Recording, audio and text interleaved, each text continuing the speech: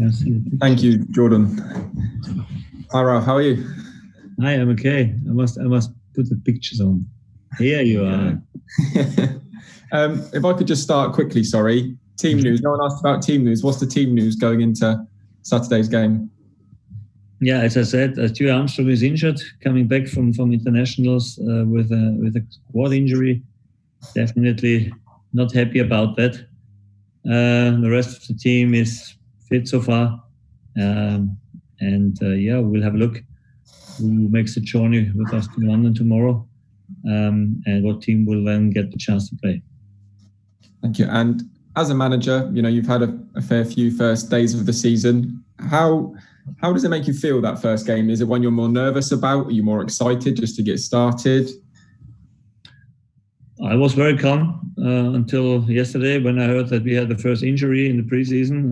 Now I'm not so calm anymore, because what I really hate is if I try to keep everybody fit and pay attention in the preseason, not to overwhelm them, then to have an injury when he's gone. This is what I don't like, but okay. Like every time in football, you find the solutions then, and then you must prepare for the first game. Nobody knows exactly where he stands in the moment, but we must try to bring all our qualities on the pitch. I would be surprised if this will be the best game in our entire working together. It's the first game, but we must find as quick as possible in our rhythm, because it's not long ago that we played fantastic football and we won games in a row, and hopefully we can continue this. You mentioned earlier, I picked up on a point, you said you've not done any tactical work for 2 weeks because obviously players have had to leave. How have you had to adapt your pre-season this time round, bearing in mind it's been a shorter pre-season as well? There's been less matches where you've played against other teams. As I said, it doesn't really feel like a pre-season because you couldn't do anything. In the first 2 weeks, you must pay attention not to train too hard, because the players are coming from a break. And this time they didn't train so much in the break because they had to have this. As you know, we are from now on playing maybe, if you want, without a break until next May or June. So it is a very intense season. And they had to have the 3 weeks off. And now we must find as quick as possible in our performance. And this is the goal, what we are concentrating on. And just finally from me, so how have you changed your approach then? It sounds like you've had to adapt a few things. So what have you had to do as the manager to change? Yeah, I mean, we try to develop our game with the ball also. It's definitely something you have seen in the end of this last season, that we become much calmer on the ball without falling asleep, still keeping the tempo high and still creating a lot of chances. But this behaviors and this automatism should be always there, and the rest about our biggest strength against the ball and counter-pressing and hunting and sprinting a lot, I think this should stay the same. And I think the more games we play, the better we'll get. Hopefully we can make the first step on Saturday. That's brilliant. Good luck for the weekend, Ralph. Thank you. Thanks, Dan. We'll go to Tom Barkley at The Sun.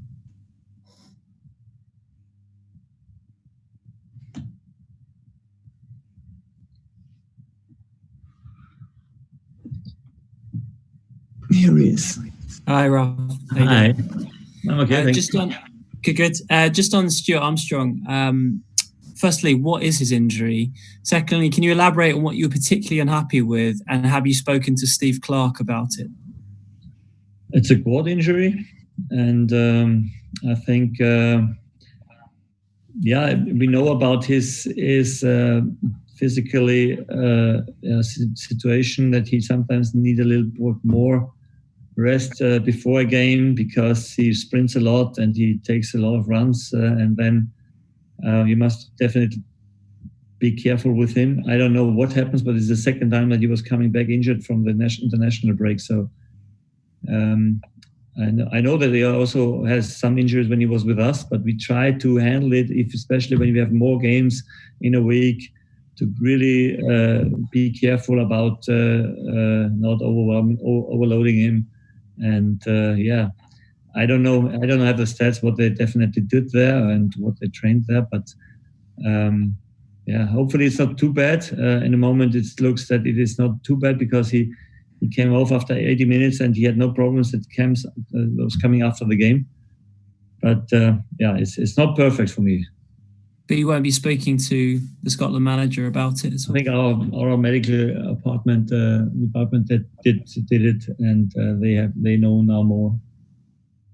Just on an international theme, we talked a lot about Prowsey before, and since you've been here, and take you back to that Huddersfield game where you left him out of the 18, and now he's your captain and your main player. And the big part of that was him getting nasty, as you said back then, adding that to his game. So I just wondered what you thought of him talking about embracing the dark arts against Iceland with the penalty spot incident.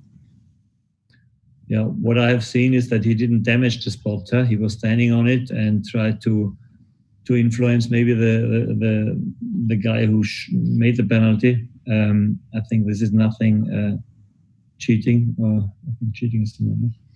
So I think he made a fantastic progress. And as I know him, he always wants to win. He also wants to win games. And for this, if he is stepping on the penalty spot and that didn't damage it or something like that, then I can handle this absolutely. And I think it was another reason why he missed the penalty. Just finally, it's a sort of sign of, from a positive point of view, it's a sign of him being wise to how the professional game can be. He's a lot more savvy with certain incidents, and that's kind of what he was talking about afterwards. And he was crediting you for helping him sort of discover that way of being.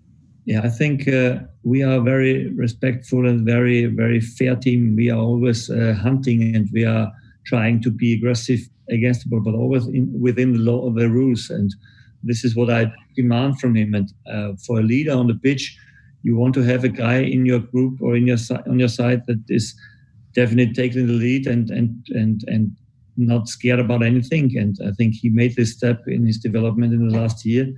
And this was the reason why he became the captain in my team, because he's always a role model for behavior, for passion and fighting for everything. And if you want to go in such a fight, then you want to have somebody like him in your team. Thanks, Ralph. Thank you. Thanks, Tom. We'll go to Tom Crocker at the Echo.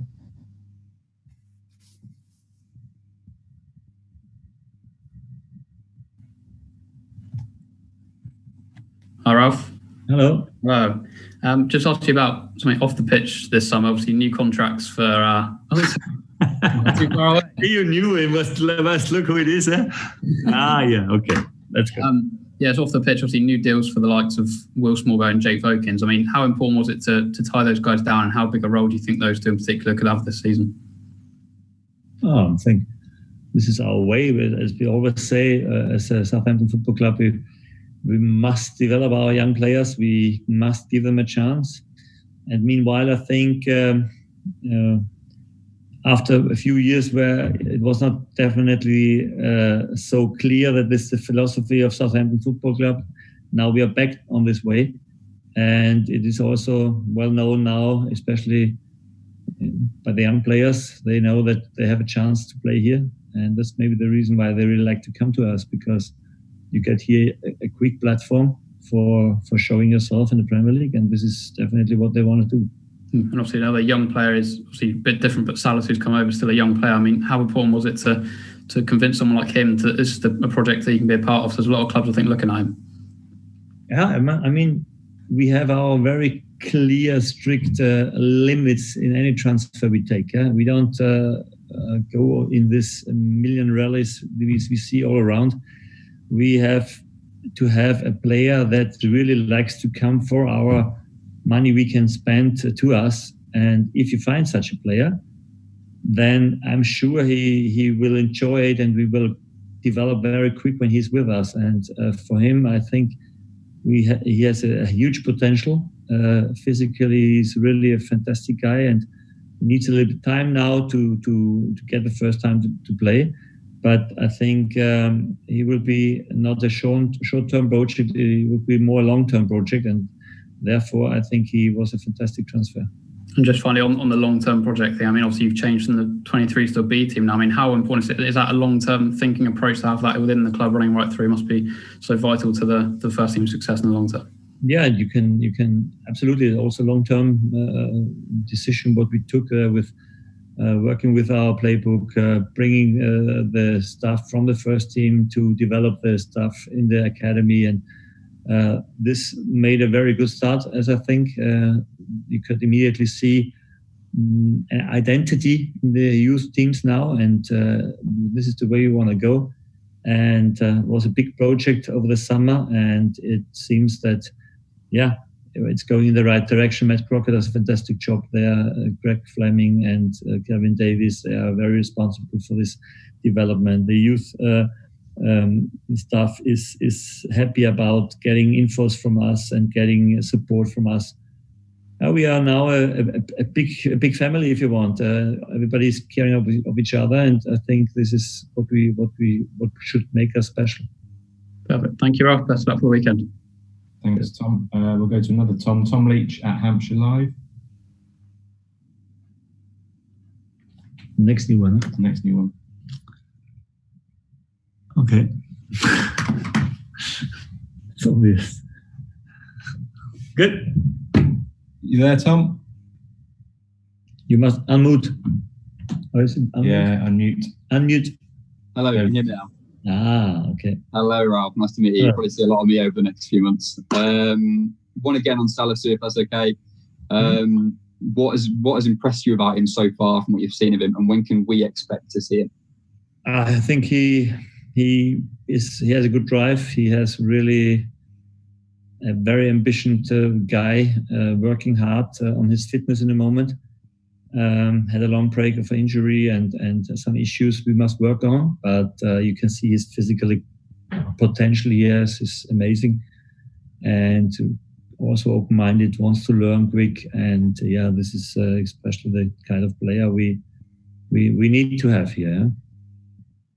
And do you know roughly when we can expect to see him, or is he still quite a long way away from that yet? I don't know. It can take a few more weeks, maybe. But after the next international break, I hope to have him back in the first 11. And then one more from me then on Angus Gunn, if that's okay. You've mentioned the battle for the spot between the posts and how Alex McCarthy is probably going to lead the way with that. Do you have any kind of aims of what you're going to do with Angus Gunn this season? Will you look to move him on, or does he have a place in the side this season? As I said, my number one is in the moment Alex. I think he deserved to get this trust, and because he played a fantastic end of the last season with a really good development in every part of his game. And in the end, the other two guys, we'll have a look what happens. We don't need both here, so it can be quite likely that one of them is still leaving us. And let's have a look.